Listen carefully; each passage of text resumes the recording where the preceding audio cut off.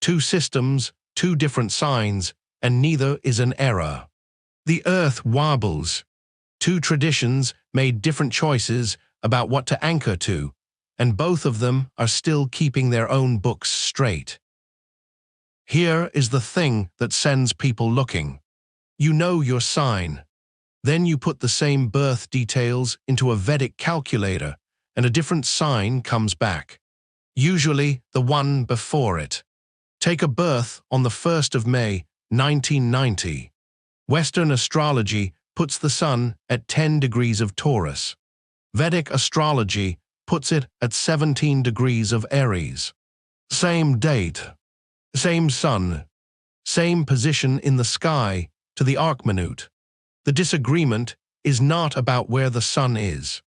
Both systems agree about that completely. They disagree about where the zodiac starts. And there is a mechanism underneath it which is worth having. The mechanism is a wobble. The Earth spins, and its axis is tilted. It is also not quite steady. The sun and the moon pull on the bulge around the equator, and a spinning object pulled sideways does not fall over. It swings, so the axis traces a slow cone. The north pole of the sky drifts in a circle, and a full turn takes about 26,000 years. That figure is computed here rather than looked up, from the same precession the planetary positions use. It lands 11 years away from the published one, which is closer than this episode needs. Nothing about the motion is fast. Over a whole human life, the pole moves less than a degree. But the tradition is older than a human life, and the drift has had time to work.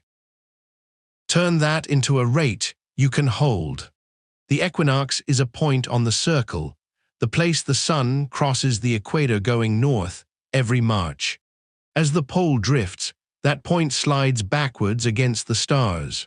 The rate is 1 degree every 72 years.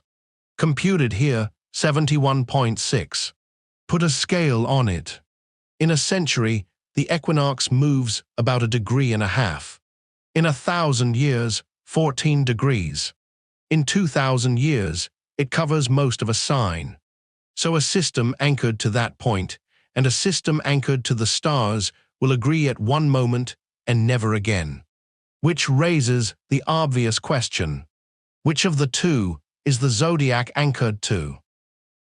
The answer is that there are two zodiacs, and they answer to different things. The tropical zodiac starts at the equinox. 0 degrees of Aries is defined as the point where the sun crosses going north. Not a star, not a constellation. A moment in the year. So the tropical zodiac is a calendar. Aries opens spring because Aries is defined as the opening of spring, and it will still be doing so in 10,000 years. The sidereal zodiac starts from the stars. Its 0 point is tied to a fixed position on the sky, so it stays with the constellations while the seasons slide across it.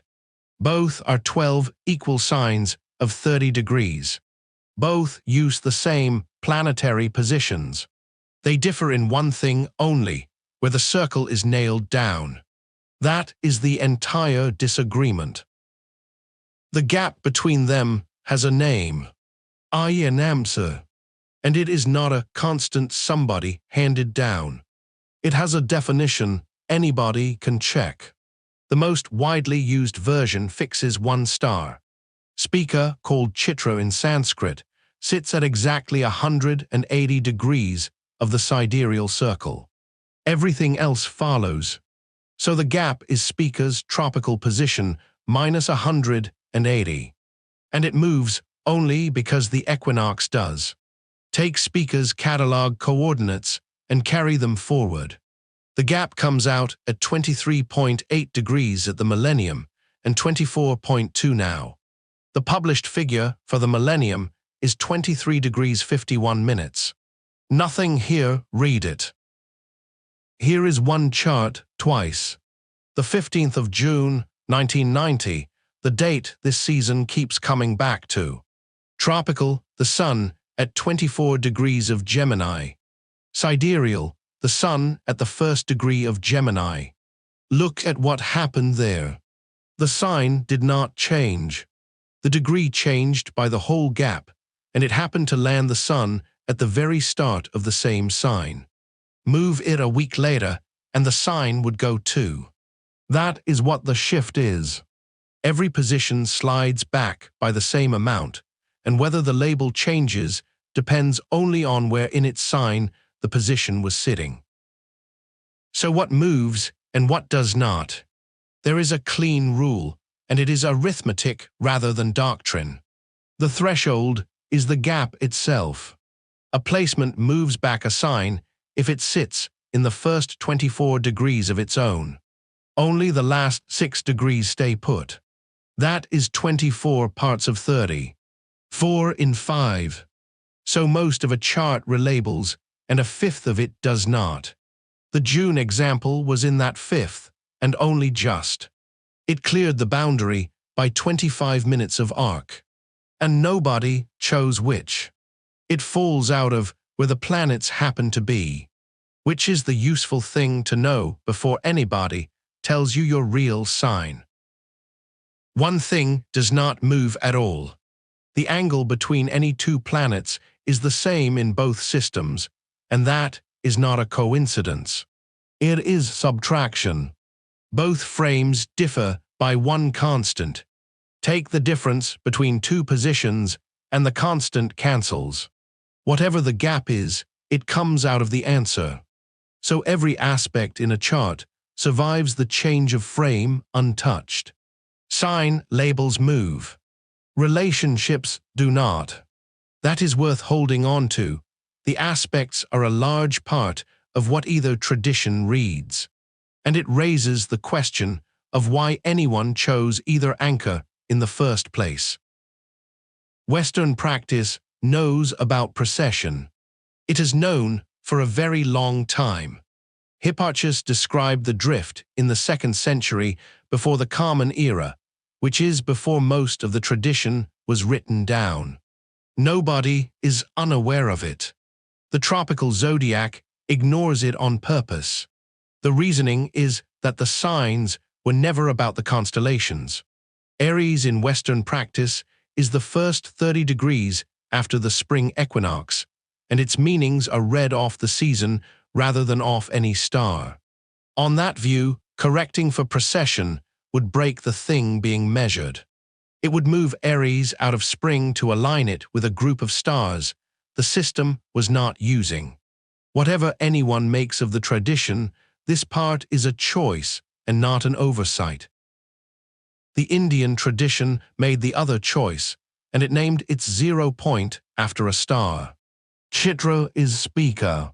Fixing one star fixes the whole circle, and the circle then stays with the constellations while the seasons drift across it.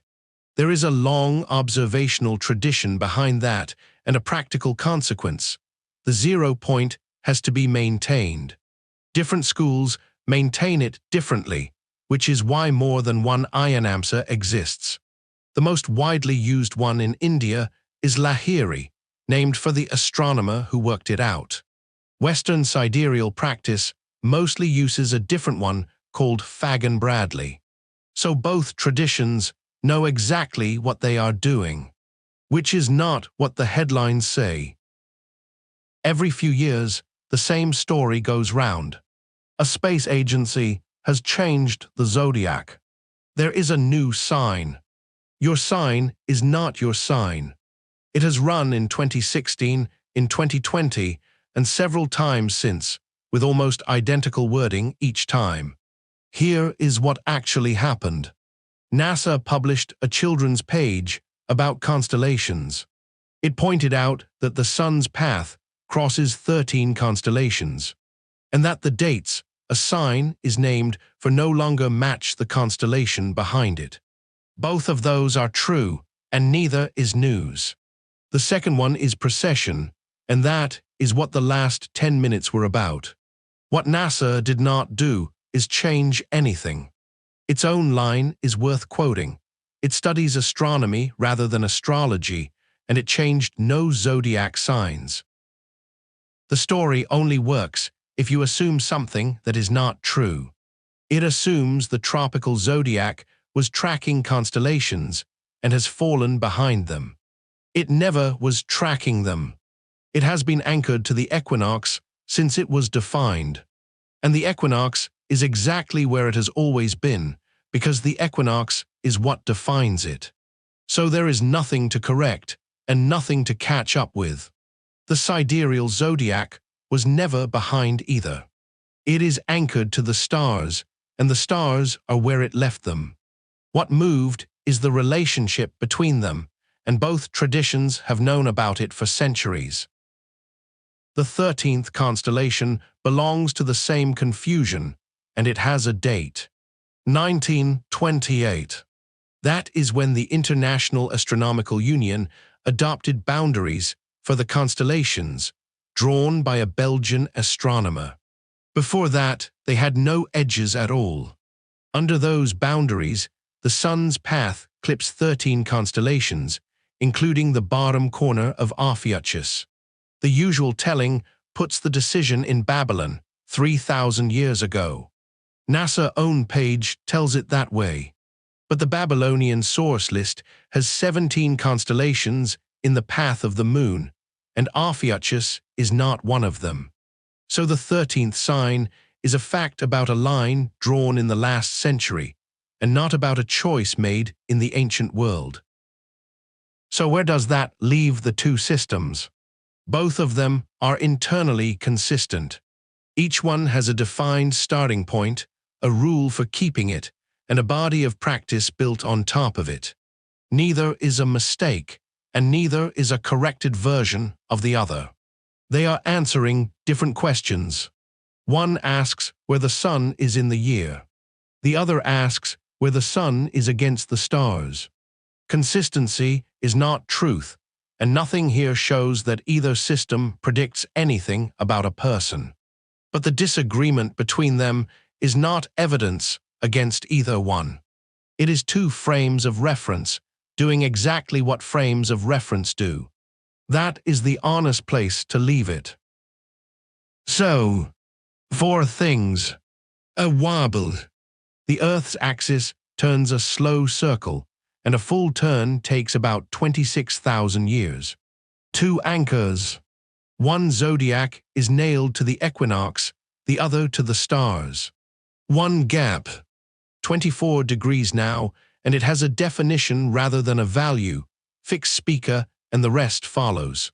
And a headline coming back every few years, built on the assumption that one of the two systems was trying to be the other. None of it settles whether either works. It does settle why they disagree. That is the season. 10 videos in order, starting from the rising sign. Every number in them came out of a calculation you could run yourself, and the sources are in the description.